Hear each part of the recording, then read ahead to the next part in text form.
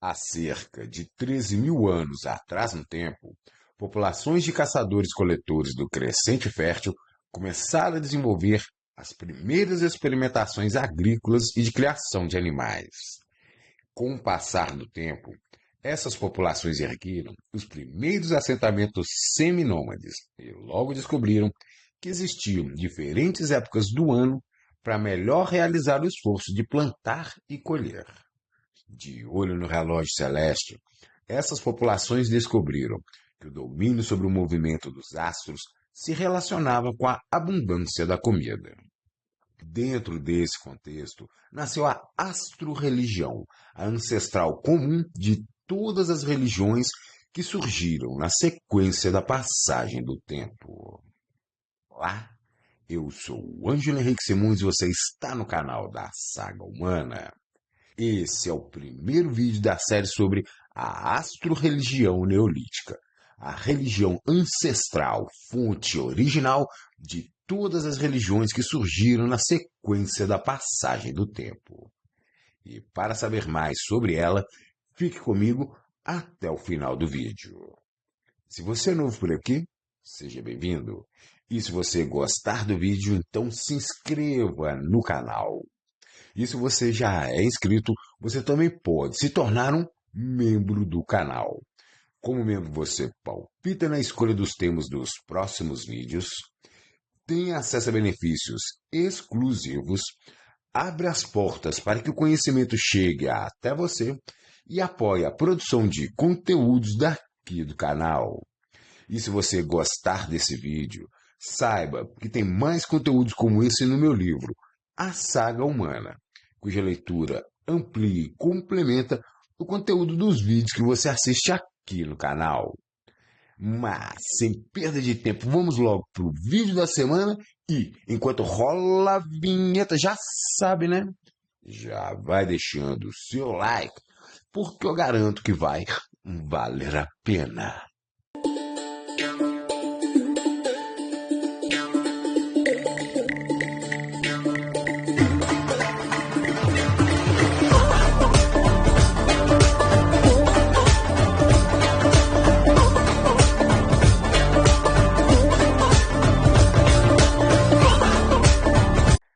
Observação celeste na aurora dos tempos. Na maior parte da longa experiência humana sobre o planeta, a constante observação do céu, noturno e diurno, foi uma necessidade para se localizar no tempo e no espaço e para fazer a previsão do clima. Desde os tempos do surgimento dos primeiros seres humanos, o céu era como um grande relógio natural. O céu noturno era o teto, em forma de cúpula, durante as noites de céu limpo e de clima agradável, nas quais o homem primitivo dormia sob as estrelas. Entre os antigos grupos nômades, a visão do céu aberto devia inspirar um sentimento misto de admiração e mistério. Durante longos milênios, os grupos de caçadores-coletores se acostumaram a observar o movimento dos corpos celestes. E enquanto observavam o firmamento, eles eventualmente se deparavam com o céu escuro sendo cortado por luzes que cruzavam os céus em grande velocidade, antes de se apagarem poucos segundos após serem avistadas. Outras vezes, essas luzes que cruzavam o céu eram lentas e perduravam por algumas noites em sequência, seguidas por uma impressionante cauda que se estendia no sentido contrário ao seu movimento. Após algumas noites, essas luzes misteriosas simplesmente desapareciam, o que devia aumentar o ar de mistério dos céus noturnos, uma vez que nossos ancestrais desconheciam a natureza das estrelas cadentes e dos cometas. Mas muito antes do céu noturno tornar-se um ambiente de cometas, planetas e galáxias, ele era o reino de criaturas misteriosas, e de bons e de maus agouros. É de se supor que os povos nômades que viviam da coleta de alimentos silvestres e da caça de diferentes tipos de presas, além de bons exploradores, fossem também grandes observadores do céu noturno. A imponente visão do firmamento era visto como um lugar onde viviam criaturas místicas. Um canto escuro do céu poderia ser a morada de poderosas criaturas más, enquanto a faixa luminosa da Via Láctea poderia ser interpretada como a morada de criaturas boas. Dessa atenta observação, devem ter aprendido que as estrelas cadentes são 2 vezes mais frequentes logo antes ao nascer do Sol, pela manhã, do que no período que se segue logo após o pôr do Sol, no início da noite. Da mesma forma, eles devem ter percebido que a Lua, o objeto mais luminoso dos céus noturnos, nascia e se punha cerca de 50 minutos mais tarde a cada dia.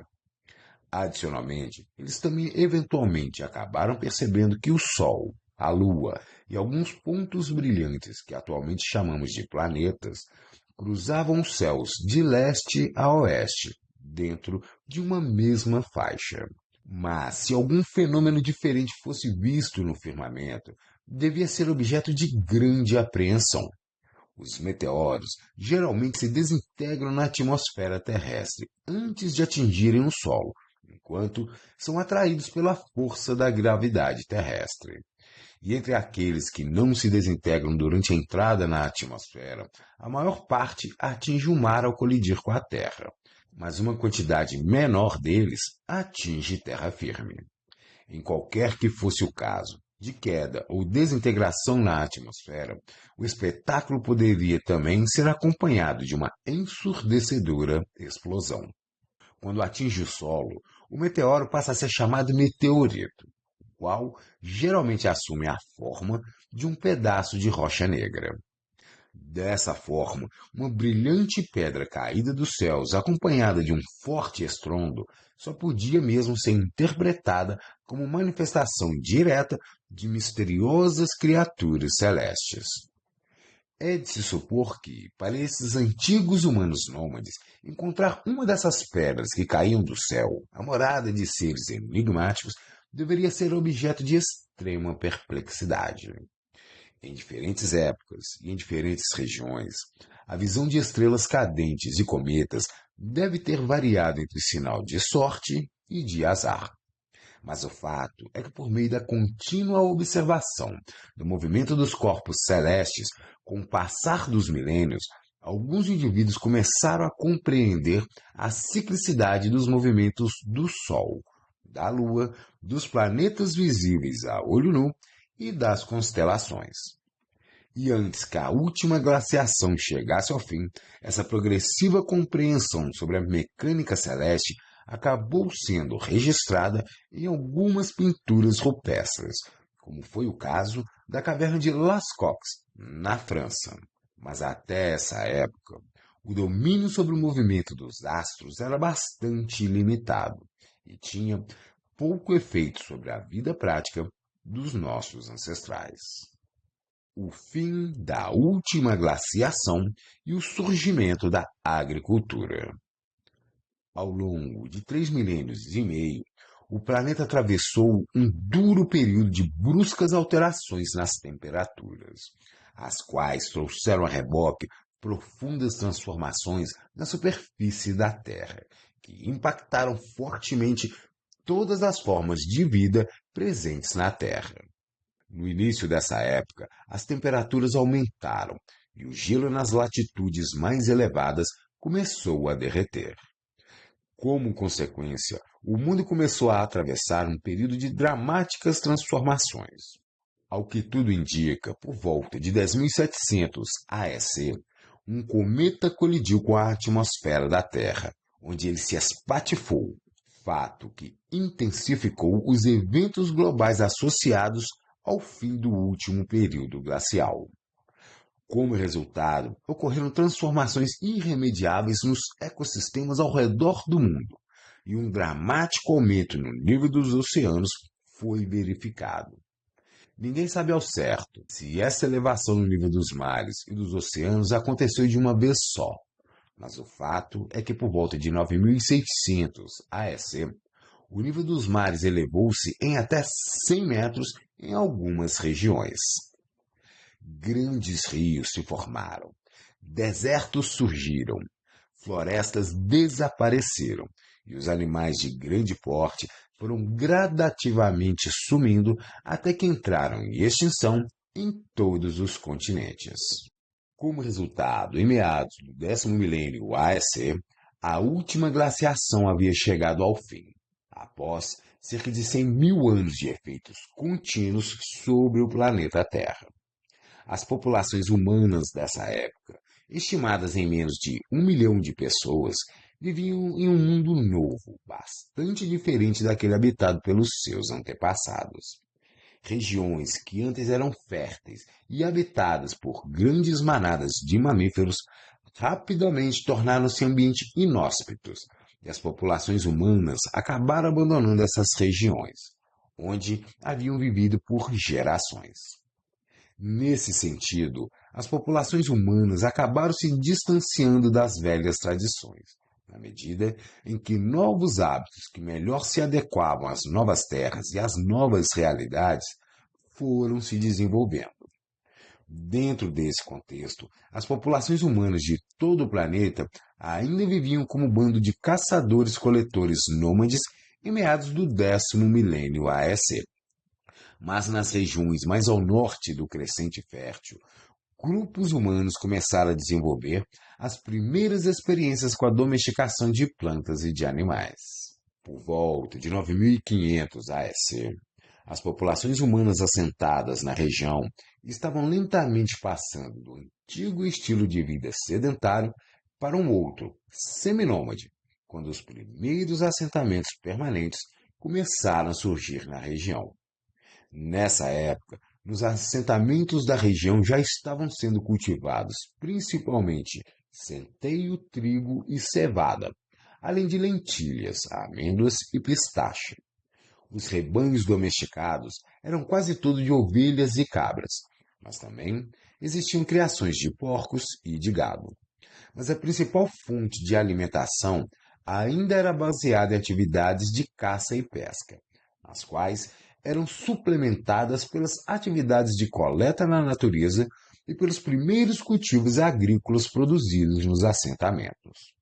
Os cães também já haviam sido domesticados, e eles eram frequentemente encontrados na companhia de grupos humanos, principalmente durante atividades de caça, mas também perambulando pelos assentamentos. Essas populações humanas ainda levavam um estilo de vida seminômade, mudando-se regularmente de acordo com o ciclo das estações, as quais determinavam quais opções de caça e de coleta poderiam ser encontradas em diferentes regiões de acordo com cada época do ano. Dessa forma, alguns locais de acampamentos temporários desses grupos acabaram evoluindo e se transformando nos primeiros assentamentos humanos, os quais ainda não eram efetivamente sedentários, embora estivessem se tornando cada vez mais permanentes, em função do progressivo domínio das inovadoras práticas agrícolas e de criação de animais. A vida dessas populações já apresentava alguma organização comunitária, o que incluía a divisão do trabalho entre homens e mulheres e uma liderança exercida pelos mais velhos. As populações desses assentamentos ainda manifestavam religiosidade por meio de práticas xamânicas, as quais, embora fossem bastante diferentes em cada comunidade, consistiam basicamente de um contato direto do homem com a natureza. Havia também algum intercâmbio de mercadorias e de ideias entre os assentamentos, uma vez que entre as populações da região se falava uma língua comum, que alguns modelos linguísticos chamam de nostrático. Alguns habitantes desses primeiros assentamentos humanos parecem ter percebido que quando as atividades de capinar, cavar e semear a terra eram realizadas em determinadas épocas, quando certas estrelas estavam em evidências nos céus noturnos, a colheita costumava ser mais farta. Por outro lado, eles também devem ter percebido que se o árduo trabalho de preparar a terra fosse feito em uma época na qual estrelas diferentes ficavam em evidência, o esforço era recompensado com menos fartura. Nessas primeiras comunidades agrícolas, os homens se envolviam principalmente com atividades mais afastadas dos assentamentos, tais como a caça, a pesca ou a extração de madeiras. E as mulheres ficavam envolvidas com atividades mais próximas ao núcleo das comunidades, tais como o cuidado dos filhos, o preparo dos alimentos e a coleta de frutos silvestres. Por isso mesmo, acredita-se que as mulheres estejam intimamente ligadas com o início dos primeiros passos do desenvolvimento da agricultura. Passando mais tempo dentro dos assentamentos preparando alimentos, elas devem ter sido as primeiras a perceber que as sementes que caíam no solo ao redor das comunidades em determinadas épocas do ano brotavam dentro de um tempo regular, quando então elas eram colhidas.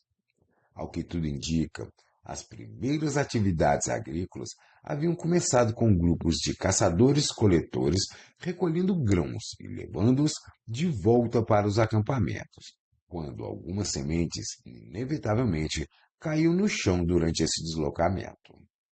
Quando esses grupos voltavam ao mesmo acampamento no ano seguinte, as sementes caídas no ano anterior teriam crescido ao redor do acampamento e elas seriam novamente coletadas, quando novas sementes cairiam e o ciclo se repetiria, com cada vez mais grãos envolvidos. E na medida em que uma quantidade cada vez maior de cereais crescia ao redor do assentamento, mais pessoas da comunidade tinham que ficar uma quantidade de tempo maior colhendo os frutos, de forma que essas populações foram lentamente progredindo de um estilo de vida nômade para outro seminômade. Foi quando algumas pessoas mais atentas parecem ter começado a perceber que se as sementes começassem a germinar quando uma determinada constelação estivesse em evidência nos céus noturnos, a fartura tenderia a ser maior e os alimentos de melhor qualidade, se fossem colhidos numa época em que outra determinada constelação despontasse. Mas o esforço cada vez maior para manter uma rotina de trabalho que envolvia uma sequência de atividades extenuantes de cultivo da terra era grande. Havia hora certa para capinar, cavar e semear o solo. Se tudo não fosse realizado na hora certa, a oportunidade poderia ser perdida. Era necessário ter disciplina na execução das tarefas, e isso talvez os deuses pudessem ensinar a essas populações, as quais deveriam se orientar por meio de um grande relógio celeste, o qual marcava a hora certa regulada pelos deuses. Dentro desse amplo contexto, a astro-religião, a mais antiga forma de religião estruturada que o registro arqueológico conhece, começou a surgir como um canal usado pelos nossos ancestrais para conseguirem, junto às hierarquias celestes, períodos de fartura e abundância para suas colheitas e rebanhos. O surgimento da astro-religião. Göbekli Tepe foi um notável assentamento de cultura neolítica e de construção megalítica, constituído por um conjunto de templos de astroobservação, que começaram a ser erguidos em algum momento próximo a 9500 AEC, o que o situa numa época imediatamente posterior à elevação do nível dos mares, decorrente do fim da última glaciação.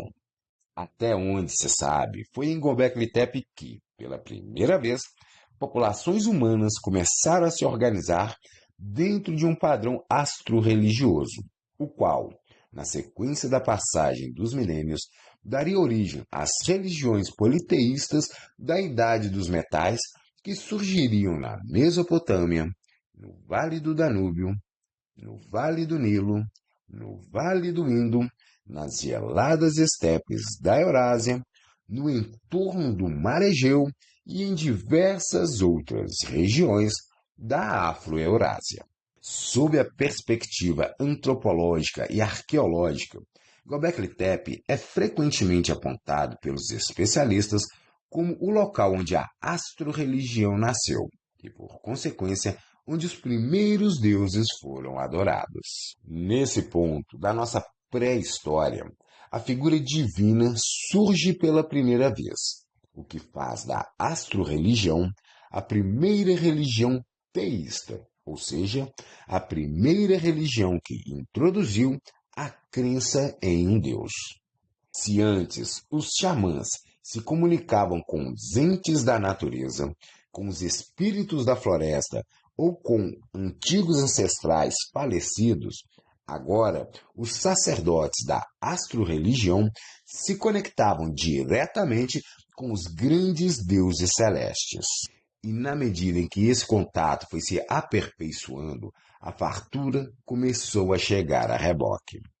E quanto mais foi ficando claro que a sabedoria celeste transmitida pelos deuses do firmamento se traduzia em abundância de comida, a liderança exercida pelos sacerdotes foi ganhando importância, e o conhecimento astro-religioso e agrícola foi se fortalecendo.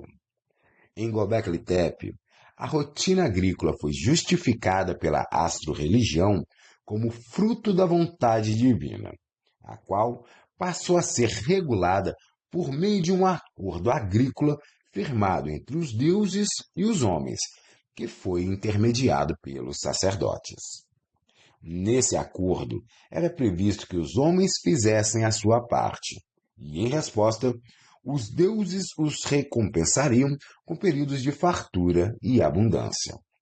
A parte dos homens nesse acordo consistia em realizar o trabalho laboral, adorar aos deuses e sacrificar seus ímpetos face aos compromissos assumidos com as divindades celestes. Na contrapartida de um bom desempenho da parte que lhes cabia, os homens seriam recompensados com seus pedidos de abundância, fartura e outras demandas sendo atendidos pelos deuses.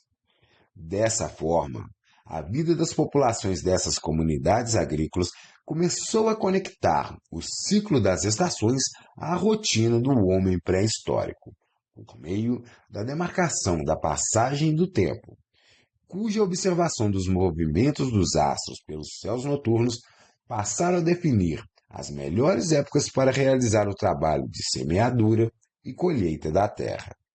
Nessa época, os festivais de colheita e de abundância de caça se associaram a novos períodos do ano, em perfeita sincronia com os movimentos dos ponteiros de um grande relógio celeste, o qual regulava as fases do trabalho agrícola pastoril. Dentro desse contexto, novas tradições que estavam apenas surgindo na aurora do período neolítico acabariam se perpetuando ao longo da passagem dos milênios e chegariam até épocas bem posteriores e a regiões bem distantes. Em Stonehenge, por exemplo, verifica-se a presença dos mesmos padrões astro-religiosos presentes em Göbekli Tepe, os quais se revelam por meio de uma arquitetura megalítica que guarda um sofisticado conhecimento de astronomia, de matemática, de geometria e de mecânica celeste, cuja origem remonta aos primeiros agricultores neolíticos do Oriente Médio. Em outro exemplo, a Bíblia descreve padrões mitológicos e de conduta social que se destinavam à adoção e uso por habitantes de comunidades, onde também se praticava a produção agrícola e o pastoreio de animais de rebanho. Da mesma forma, os posteriores povos celtas e germânicos da Europa também prosseguiram com esses mesmos padrões astro-religiosos, até que o cristianismo avançasse sobre eles. Grande parte do simbolismo mitológico e místico presente na Bíblia, em Stonehenge e nas antigas religiões celtas e germânicas, encontra origem na astro-religião teísta neolítica, a qual surge junto com a Revolução Agrícola. Mas em meados do 10º milênio AEC, logo na sequência da elevação dos níveis dos mares, os sacerdotes ainda estavam tentando primeiro aprender, para depois ensinar, como sincronizar a rotina agrícola pastoril com as melhores épocas do ano para desenvolver as atividades agrícolas e de criação de animais, a fim de que os melhores resultados pudessem ser obtidos. O Sol tinha sido o primeiro marcador celeste dominado pelos nossos ancestrais, ainda no período paleolítico, e nos primeiros assentamentos neolíticos, sua sombra passou a marcar a passagem dos dias, das semanas e dos meses. Dessa forma, surgiram a marcação dos pontos astronômicos fundamentais, 2 solstícios e 2 equinócios. Com isso, o ciclo solar do ano de 365 dias foi encontrado, a partir de quando as populações neolíticas do Crescente Fértil correlacionaram que, plantando em determinadas épocas do ano, quando determinadas estrelas apareciam no céu, a colheita seria mais abundante. O compasso do movimento dos astros celestes começou a funcionar como um marcador dos padrões de vidas dessas primeiras comunidades agrícolas, definindo quais eram as tarefas com as quais uma força de trabalhadores deveria desempenhar para que os deuses lhe entregassem abundância de alimentos. Dessa forma, teve início uma sincronização entre o contínuo trabalho de cuidar da terra e o movimento de sucessão das constelações, estrelas e planetas nos céus noturnos. O trabalho de posicionamento dos marcadores megalíticos, de interpretação das suas sombras e alinhamentos, bem como da organização dos esforços de trabalho da sua construção, foram liderados pelos sacerdotes com auxílio dos membros mais velhos das comunidades. Os sacerdotes, conhecedores dos segredos do firmamento, eram os responsáveis pela leitura dos relógios celestes e, por esse motivo, eles eram os organizadores dos esforços das comunidades para os preparativos do plantio, para o enfrentamento do inverno, e também pelo contato com os deuses celestes que habitavam o firmamento. E o simbolismo utilizado pelos sacerdotes para nomear e qualificar as estrelas, as constelações e outros corpos celestes aludia a aspectos e elementos da vida agrícola e pastoral daquela população. Mas isso é assunto para um outro vídeo. Diga aí nos comentários o que você achou desse vídeo. E agradeço se você também puder compartilhar e curtir esse vídeo. Então é isso, pessoal. Esse foi o vídeo da semana e o primeiro da série sobre a astro-religião neolítica. Espero que tenham gostado. Obrigado pela sua companhia. E se você ficou até aqui comigo e ainda não é assinante do canal, então se inscreva. E se você gostou desse vídeo, lembre-se que tem mais conteúdos como esse no meu livro, A Saga Humana. E se quiser, você também pode apoiar o canal fazendo uma assinatura mensal e tornando-se membro do canal. Então é isso. Valeu, galera. Uma boa semana pra gente. Aquele abraço e até o próximo vídeo.